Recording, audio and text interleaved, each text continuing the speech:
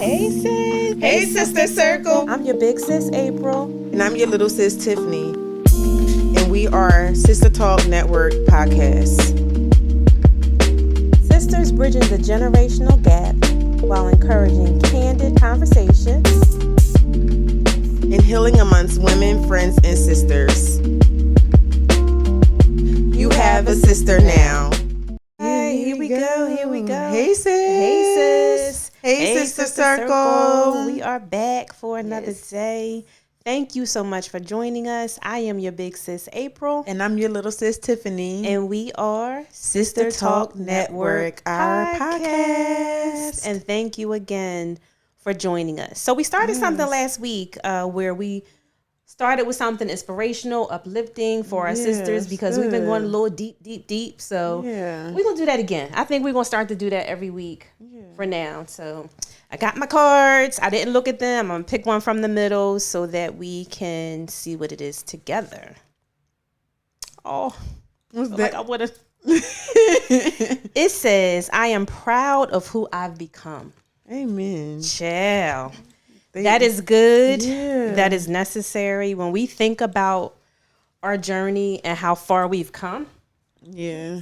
Over the last, we started in January. Mm-hmm. So we're mid-January. So we're coming up on almost a year. Yeah. And even prior to that, our healing journey had actually began. Mm-hmm. For me, it was maybe 2.5 years prior to that. Yeah. And just thinking about how far we've come, the growth, how we're evolving and changing into these women that they aren't even recognizable. Yeah. You know, like, who is this girl? I went from, if you look at our first few episodes, it was cringe because it was like I was cussing in every episode. Yeah, she was. But just getting to a point where finding new words and finding a tactful way. Like, if I need to hurt somebody's feelings, I can still do it without cursing. Respectfully. Yeah. You can do so. But in the beginning, God said he was going to use it all. Like, and he is. He's allowing our sisters to see the growth in us, which gives them hope based on where they are. So that's a good thing. So we don't take anything back. Like, your girls know for sure. I was watching them the other day. Yeah, I love them. And they were saying same thing. Like, when they look back on the episodes, it's like, oh God, we said that. And somebody said, well, are you going to delete them? And they're like, absolutely not. Yeah. Because this is where we were. And there's a lot of them. I'm looking back like, can we redo this one? No. We want people to see the growth because that's what it's all about. Growing and evolving and healing. So we want that. We want it. But the last couple weeks we've been talking about, first, we talked about pride, and I mentioned that God woke me up with a scripture, God resists the proud but gives grace to the humble, and I had a whole cringe moment, like, you ain't talking to me, because I didn't really understand where it was coming from. And last week, we talked a little bit about comparison, because you were speaking about your childhood and how the enemy starts to speak to us early on about things. While you were speaking, I had a moment of revelation that my sadness or my trauma began because of comparison as a young girl, where I felt like I wasn't as pretty and those things. So if you didn't see that, sisters, go back and watch. Catch up, come back. So once we got done, I thought we were done. Okay, we're good. We're moving on. Yeah. But we know how God is. And it was clear to me that we were not done talking about it. And I needed to go a little bit deeper with that one. And so when that happens for me, okay, I go to the word. Okay, what does the word say about this? Like, let me find some sermons talking about comparison, because I need to get the lesson always. So I'm going to give you one more backstory that we talked about last week. And it was me walking in comparison to others. And so much so that I was in Bible study and I saw a girl with the outfit on from Old Navy that I had tried on, didn't look good on me, but I went and bought it anyway. So when I got home, it still didn't look good on me. And it was because when we compare ourselves to others and we try to create this false narrative to walk in what they're doing or their story or their lives, it's never going to work for us. So with that, it was something as simple as an outfit. Yeah. But when you think of it in the big picture of it all, Yeah. We can't do that. We can't do it. Yeah. So I'm going to go with this scripture, and it's a scripture I found in James, and it says, where envy and self-seeking exists, confusion and every evil are there. So something that you think is so small as, oh, I like her, I want that outfit, I like her outfit, can turn into something that's so much bigger. Yeah. I did not plan on. So like I had like I had the cute part, but we can't do that no more. I just got a whole download, and I'm like, oh God. Okay. So I feel like, and I can only speak for the Black community because I don't know no other community, right? So I don't want nobody coming for me in the comments and be like, well, she only talk about, well, if I had another outlook, I would use it. But the only thing I can go from is my experiences as a Black woman and raised in a Black community. And in that community, the comparison is there. The comparison is in Black families of, especially when you're raised like how we were. How where there's a group of sisters. And anytime you have sisters, the enemy, like he did with us, tried to use us. And if you let that go on for too long, now it's the comparison to the point where your cousins feel it. I can't speak for my cousins. I love all of my cousins. And I know if hell break loose, I know which one I can call. Right. And they be like, we picking everybody up. It's a carpool. So I'm not the only one that got this attitude. I'm the least amount of person that got this attitude if you calculate everybody. That's true. But looking at it from, I got that perspective of the comparison for me because I'm the only cousin that's my age in a generation where somebody always has somebody else. So the comparison and the blueprint that was laid on me, like, well, this person is doing this. I need you to do this. Okay. This person waited until they got married. I need you to do the same thing or do better. This person lives in this house in this neighborhood. I need you to do the same thing or I need you to do better. Same thing all across the board. This person married this person. I need you to marry somebody that's like this, this, or this, or this. Wow. And not really taking account to, first of all, what God wants for my life. Or, well, is this going to make me happy? Because ultimately, now I'm out here chasing it. And then when you get it, it really doesn't look like what you originally wanted. It looks nothing like what it looked like from the outside. Right. Like you said. I say that all the time now. Yeah. It's just a dressed up version of something that's not real. Yeah. Girl, that's good. I didn't think about it like that, but it's true. That is absolutely true. And when I think about comparison, either one or two things going to happen. It's going to leave you feeling less than, like, oh, I can't measure up. I'm envious. I can't do this. I can never be what is expected of me. Or it's going to leave you in a place of pride. I'm up here. I made it. I got it all. And this person is down here. So if either one of those exists, then we're in trouble. And I never looked at it that way. I was looking at pride in a way of just not being willing to ask for help. But God is like, no, you need to go a little bit deeper and look in the mirror. And I'm realizing, oh, yeah, I have compared with something as simple as an outfit or wanting what somebody else has. And we know social media is like a comparison trap. Yeah. I remember, it's so funny. I call this like the battle of the wigs. Because why?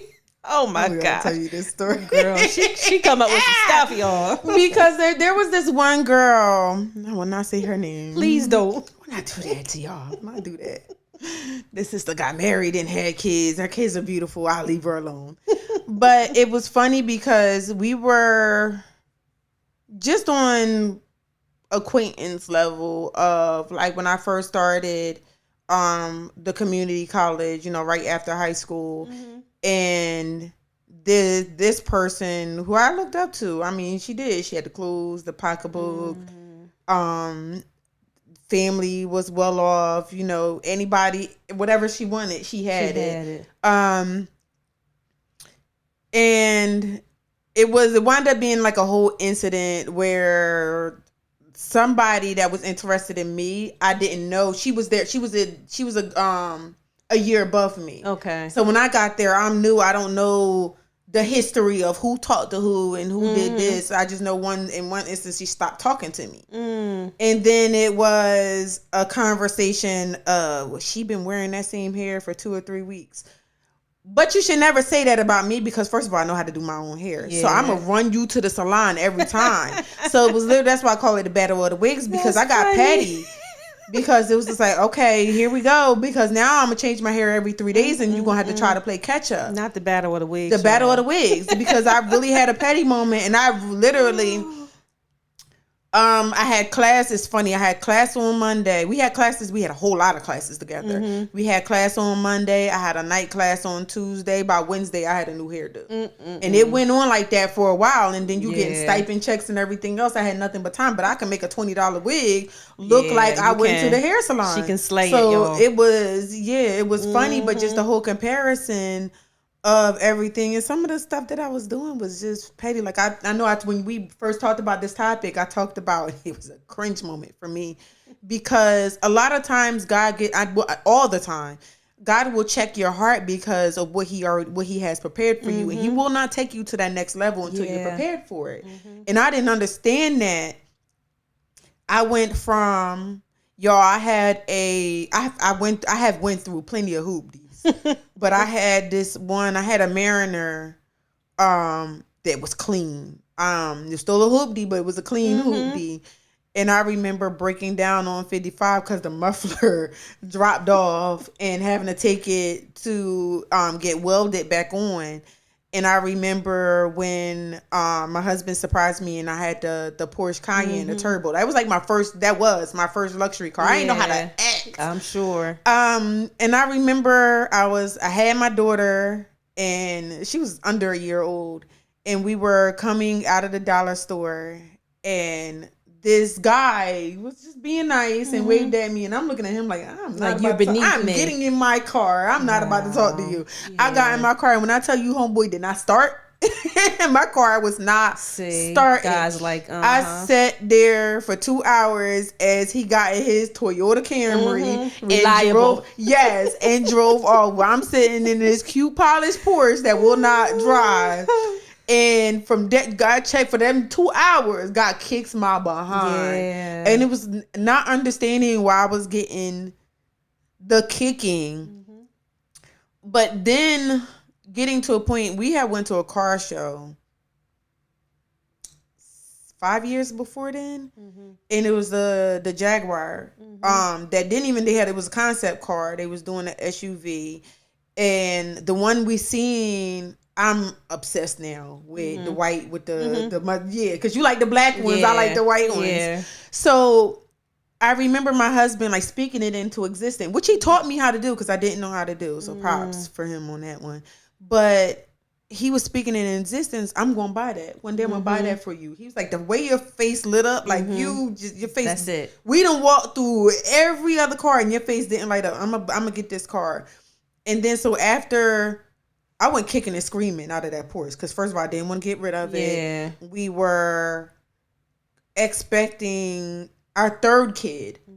And I was just like, he was like, you can't fit 3 car seats in here. Yes, I can. I'm going to figure it out. It's not going to work. He was like, you need something else. It's breaking down. It's been in the shop all this time. It was an old Ford, but it was just like, this is loved it. First car.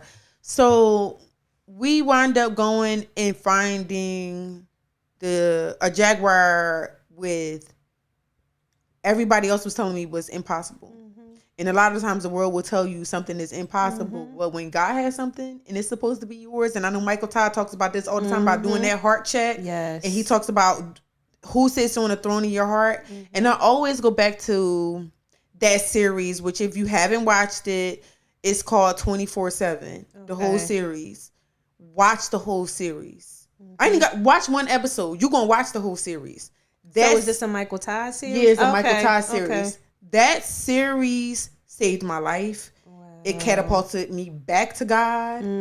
It reestablished my foundation. Okay. It retaught me stuff. His illustrations coming from somebody who has a learning issue. No, you made don't.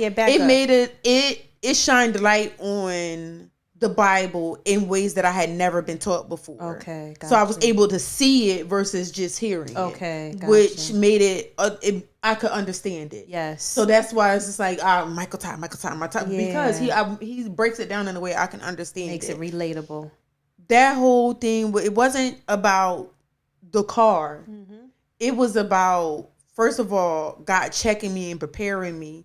And him knowing, even kicking and screaming when I didn't want to get rid of what I already had. And him saying, but now I have better for you because you're ready for it. Wow. And then even after he checked me again. Got into a car accident with that car. They wound up totaling it out, even though it shouldn't have been totaled out. It was a dent in the door. Wound up totaling it out. And I automatically was just like, God, what do you want me to learn from this situation? Because it's just a car. I don't want to go back to that place of me worshiping a car. Because cars, houses, shoes, pocketbooks can become an idol really quickly. Absolutely. And people always say, well, I don't have no other idols. Check yourself. Yeah. If somebody take it and you get mad, it's an idol. Yeah. And we've all been guilty of it. So it's no judgment. No judgment. Not, because when I had to get rid of my Porsche, I was mad. Like, I was really mad. Homegirl was crying for like 2 days. Like, you would have thought somebody died. But I got to a point where it was like, okay, it's just a car. God, what do you want me to do? And for 3 months, hard 3 months. And then he took me back to what I originally wanted. And now I'm driving the car that I really want. I'm like, okay, God, now I got exactly what I want. Can we please have a conversation? Because I had to, and it's a balance, because I have, even though you've passed the test, you have to make sure that if it comes up again, you can still pass it. Yeah. Because again, somebody hit my car. Yeah. I was parked. Somebody hit my car. And I could have easily went into pride and comparison of what that person was driving versus what I was driving. I was like, nope, I will never do that again. I learned my lesson. But a lot of times we only learn it for that season. And I've gotten caught up in that a lot of times. Like, all right, I learned it for this season. Yay, I passed. Yeah. And then he's like, let me test you again just to see. And I wound up failing something that I already passed. Yeah, I think we do have to, like we said, renew our minds daily and do heart checks daily. Yeah. You know, we do, because comparison, like when I think about comparison, it is basically self-rejection, because we are rejecting who God has created us to be. That was so good. But yeah, it's the truth. So we have these moments, we have these phone conversations where God will give you a piece, or he'll give me a piece, and then he'll exchange and give the other sister the other piece. So when you said that, like, I had another tingle across the leg, and I'd be like, listen, I'm about to run around the house. So we had this conversation, like, girl, I'm about to run around the house. Guys, doing it again. Yes, but when you said that, like, it is. Yeah, we're rejecting who he created us to be, what he has for us, his plan, his purpose. And then what we end up doing is we end up trying to live up to a poorly lived version of somebody else, because we're never going to be able to fill their shoes or live their lives. So I'm grateful. I'm grateful for the Holy Spirit that continues to convict and correct me, because I don't ever want to be in a position of missing it. And if it's needed, it's needed. Where, like, I was appalled at first, like, no, that's not me. Yeah. But God being God will gently begin to show you. And it brought me to such a place of humility, which is where I now know this is where he wanted me. Like, oh God, no, please don't let me be that person. Continue to speak to me, convict me, correct me where I need to be corrected. Yeah. I think most of my comparison has come from old versions of me. And I'll be like, well, I used to be this, or I used to be this, for instance. And I know we all been here. 37 hit me like a brick. So I'll have pictures or every once in a while, or my kids will look at an old picture of me and you ask them who that, and they all of a sudden they don't know who that is. And I'll be like, I know daggone well you know that's your mom. Yeah. And my son is infamous for looking at the picture and looking at me and just being like he don't know who that woman in the picture is, and then giving me a kiss thinking it's gonna soften it up. Nah, bruh, because you just sat up here and told me that girl at 25 is not the same girl that you looking at now. And I've had to like check myself because I'm looking at the body before kids and be like, I could count my abs. And now it's just like I might have 2 on a good day when I wake up in the morning before I eat anything. It is what it is. Yeah. But like, that comparison is hard. But I remember you saying something a while back, and you said that you were your own worst enemy. And that is so true, because you can get caught in that, like the past and who I was, and not being able to go back to that. But we have to get to a point where we embrace every season and say, okay, what does God have for me in this season? And not comparing to what we were before. Yeah, God was checking me on that because he said, okay, what did you want the 25-year-old body, but what did the 25-year-old person come with? No, we don't want her. Like, I don't want her back. If you want this snippet of this person, then you got to take all of it. Yeah, never mind. And I'm like, I'm good. I stay fat. Yeah, you are not fat. I'm not fat, but it's like no. So in that sense, when I think of that, if we allow that to happen, comparison is now robbing us of our purpose and potential. Yeah. Because every season brings a different purpose, potential, process for what God is trying to do in that time. Yeah. So we're not going back, sisters. Yeah. We are not going back. No. I refuse. And I saw something that said, just a simple statement, which is comparison is killing us. And no man is a threat to God's purpose for you.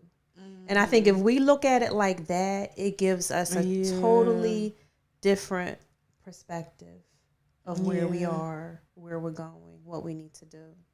So I'm embracing that. Yeah, we all do. We have our good days and we have our bad days. We have our days where it's just like, yeah, I know I'm this and I know I'm that. And we have our other days where like I'll get a glimpse in the mirror and it's like, ooh, did I brush my teeth today? did I do my hair? Or it was so funny. My daughter was just like, you gonna do your hair? Because I did her hair. Because I refused for one of my kids to walk out of the house and their hair not done. But I had realized I had the same bun in my hair for 4 days. And I had not done anything. Or like even sometimes I'm driving, you dropping the kids off at school and you see the mom that's cute. She got her heels on. She got her makeup done. And I'm like, I'm on 2 hours of sleep. Like, but then, I will. I had that moment of comparison. Like, look at her. She cute. But in order for me to do that, I got to wake up at 5:30 in the morning. Yeah, I got to wake up before the kids just to be cute. For what? Yeah, no. Because I'm going to go home and clean the house. Yeah, nope. We're no longer doing that. And I shared something in our group, which I'll talk about a little bit more later, about my journey and how I was a walking billboard for imposter syndrome. And imposter syndrome is something that comes when we try to line up. It's a comparison thing. It just goes back to that. So it's like you're doing all of these things. You're living this life. You're hiding behind the mask. You're appearing to be happy all the time. You're climbing the corporate ladder. You're doing well. You're successful. You're all of these things. But who is April? That wasn't me. It wasn't me. And it wasn't until we got to the point of just stripping to really get to the core of me and who I was. And I still have that success and all of those things, but now I understand who I am. Yeah. So comparison got to go and never return. Yeah, and I think too, the challenge is, and I'll say this for I don't know if y'all know, but Big Sis created a whole community on Facebook called Sis Let's Talk. Let's talk, sis. Let's talk, sis. Yes. Let's talk, sis. Join it's a private group. Yes. Join it, please. Yes. Well, you can request to join. So if you look it up, it's Let's Talk, sis. Look it up. Find us on Facebook. Send us a request to join, and we will absolutely add you. Within 2 days of creating this group of women, we are almost at 100 women. Mm-hmm. So it is growing. It is flourishing. The women are contributing, offering awesome information, like loving on our sisters, loving on our communities. And that's what it's all about.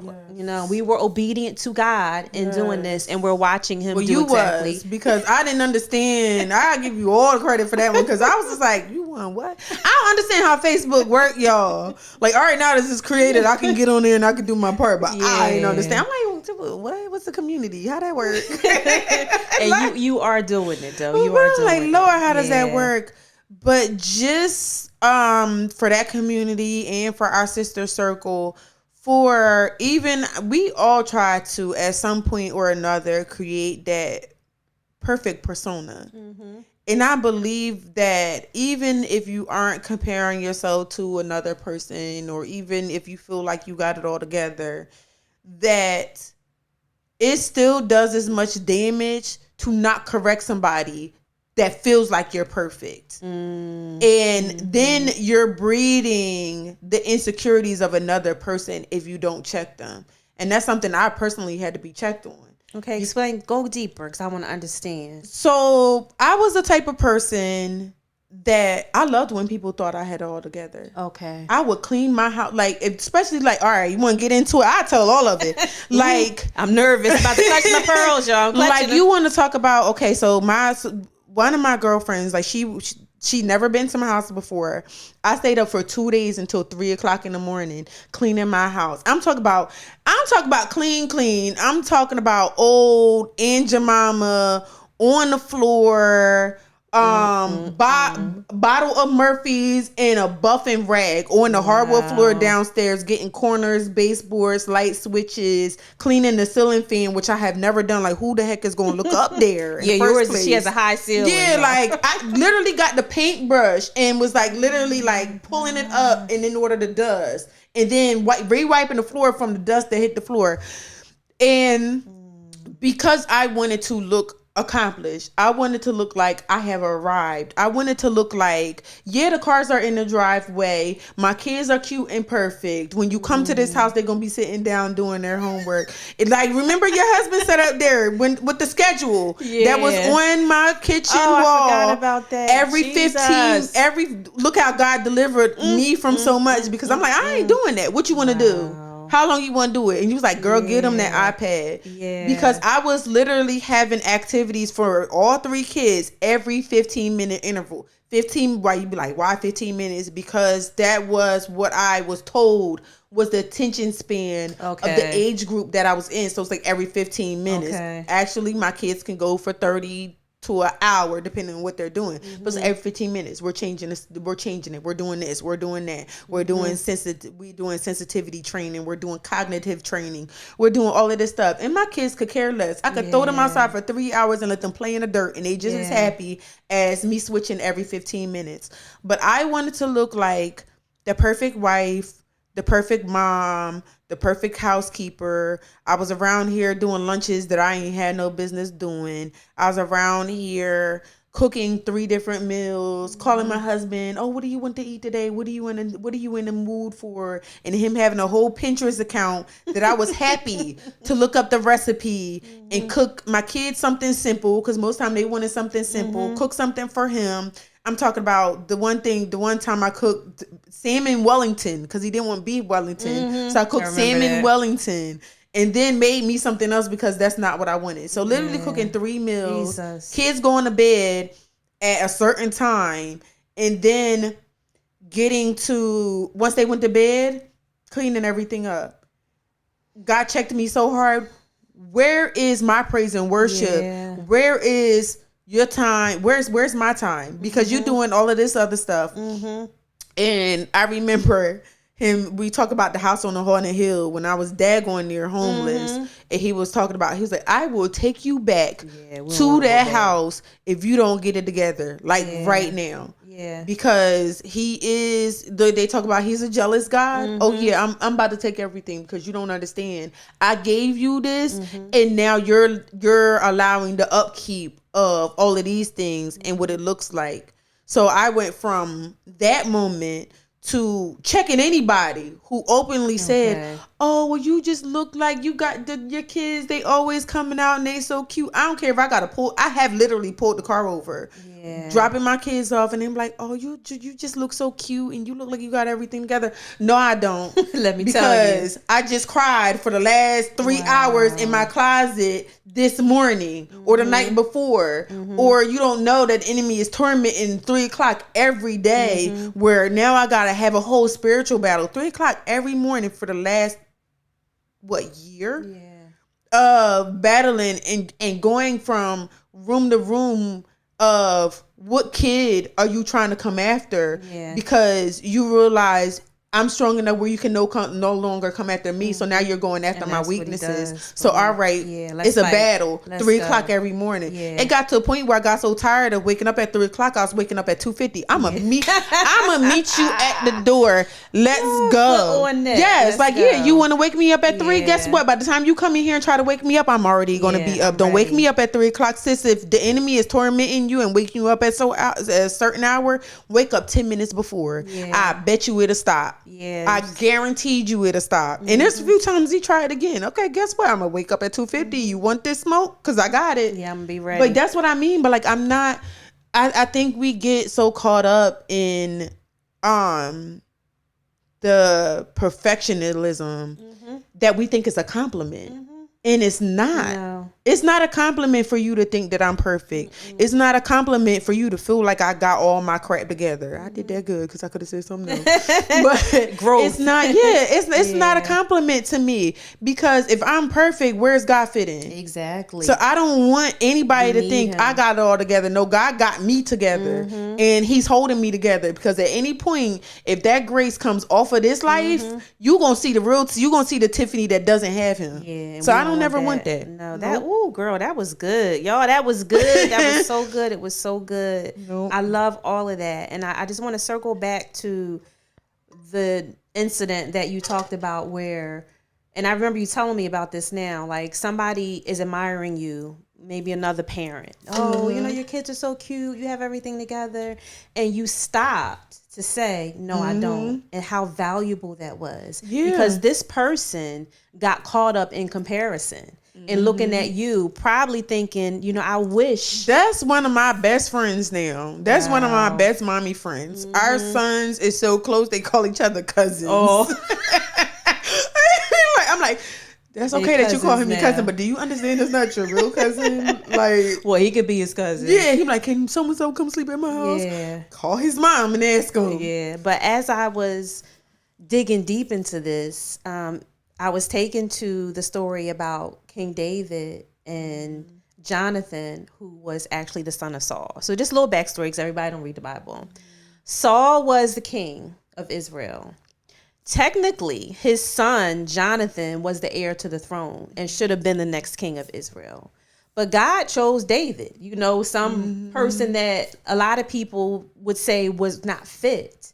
And Saul was angry. He was mad. But Jonathan, who was rightfully the heir to the throne, instead of him being prideful and saying, oh, David, you're not worthy, or comparing his life up here to David's life down here, he took him on as a brother. So it's kind of like, no, we don't have to do that. We don't have to walk in comparison. If God chose you, God chose you. So how can I support you along your journey? And that's how God has been checking me, where I told you, He spoke clearly to me that this is a platform of servitude. So we not just sitting up here. Like, we have to serve others. We have to contribute to others. We're going to see others, young girls, other groups. Like, how can we inspire and uplift others? is ultimately what this is about. And I know he's going to take care of us. There's a, I remember I shared it a while ago. This guy, I think his name is Mr. Motivator. Okay. On Instagram. Look for him. Remember I sent you some of his clips of where he does a heart check, figure out where people are, and he blesses them. Oh, wow. And he wind up. Oh, yes. Yeah, now I remember. I didn't remember his name. His thing came from, he dealt with anxiety, depression, and suicide. And he was just like allowing God to, I don't know what his religion is, but God is definitely in there, regardless of whether he decide to own it or not. But he's walking in his purpose. Yeah. And I think he's in Italy or somewhere. He's not nowhere near us. But he started with holding up these signs of, if you deal with this, come give me a hug. And he was blindfolded, so there was no judgment of who you were or who was giving him a hug. And this one woman, she was like, I was like, from that's what got the follow. She like fell into his arms, and she was like, I haven't slept in 3 days. I've been taking care of my kids, and I'm about to break down. I'm about to lose it. Yeah. And he hugged her for so long, the video had cut off, and he was still hugging her. And I was like, ooh, follow. Yeah. Everybody always thinks that, that could never be me. As many times as I've said that, God has always showed me, you think you can't? It can be. So I want to leave our sisters with something, like, before we start our closeout. And it's just to see how many times you can catch yourself in comparison throughout your day whenever you watch this bag, whether it be on social media, whether it be work, whether it be just out and about. Check yourself when you see it, because it happens. As much as we try to act like it doesn't happen, it happens. And there's two ways to not fall into that trap, or two ways to break free from that trap. The first is gratitude. What am I thankful for? And the second is to celebrate. So say, for instance, you're at work. Somebody does well on something.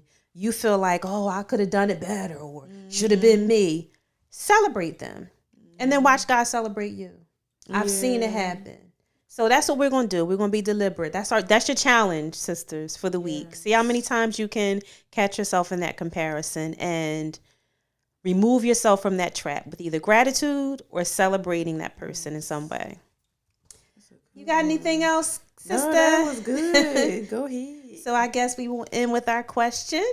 And what does sisterhood mean to you? To me, this is one I know I've used before, but because of where we are, I have to say it again.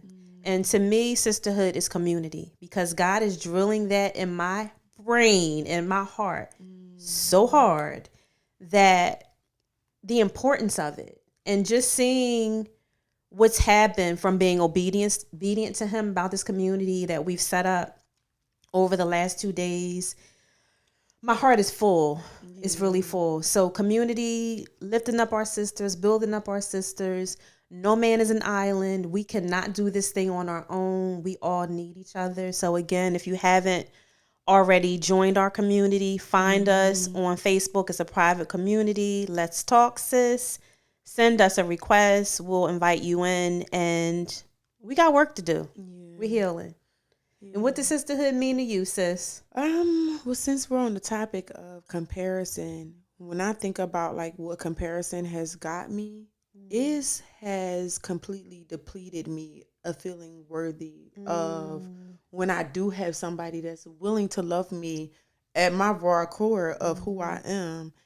And I think about the stuff, because I'm currently, and I'll share with y'all later, I ain't not ready to do it now, but going through something again that I never thought I would have to go through. And just this time of doing the opposite of what I did before and being open and honest, I did not understand that all of the comparison, because of what it's done to me, that when somebody decides to reach out, when somebody shows up at the door or like schedules and be like, hey, I'm coming, not even knowing how to take that. So sisterhood means to me being worthy of that pour back. You know, we always talking about, yes, we always talking about watching your poor and pouring into your sisters. But are you even accepting the pour back that you're that you are deserving of? That's good. So that's what sisterhood is. That's good because we're not, I'm not saying we're not, because God is working in us and changing us, but that's not us. That's not us. It is so easy for us to pour into somebody so hard else. To receive. Yes, but then it's just like, okay, you want me to do what? You want me to just sit here while and you do nothing? You do everything? Like, no, I don't even hard. Know. Like, I don't know how to stay still. My friends will call me and be like, what are you doing now? Picking the kids up from school, going to go get groceries, going to go cook dinner. I'm going to go clean my house and I'm going to do this. I just talked about after this podcast, I'm going to go empty that sock drawer out and I'm going to go pair them socks up. And this is like, but I've only gotten like 2 hours of sleep today. But not knowing how to stand still. Right. But we are going to be open to that. And sisters, you do the same. We pour until we're empty. So allow your sisters to fill your cup. Be vulnerable and allow that. That was good, sis. Thank you for sharing that. Thank you. All right. So I guess we should wrap up. Yes. Enjoy the rest of your evening. Thank you again for joining us. Please remember to like, subscribe, and share with a sister friend. Go in them comments. Yes. Write us. Join the group. Don't join the group. I gotta say this. Okay. Don't join. Listen. Don't join the group and just sit there. The troll. Like the kid at a dance party and just sit there and be the wall hugger. Sit there. If you're going to be there, join in. If you're not going to share a story, uplift one of the other sisters. I would love when I get some time. You all know when I get some time, I'll get some time. And go through and look at everybody that's contributing. I want that to be a community of everybody contributing, even if it's a a hug emoji or heart emoji, something. But don't just sit there. Yeah, no, I think that's important. It only works when we participate. And so far it's working well. And we want more people to contribute. And like you said, just like. You don't even have to comment. You like don't it. have to comment, but like, say, do something. Yeah, that's good. That's a good one. All right, so we are going to wrap up there, and we will see you soon.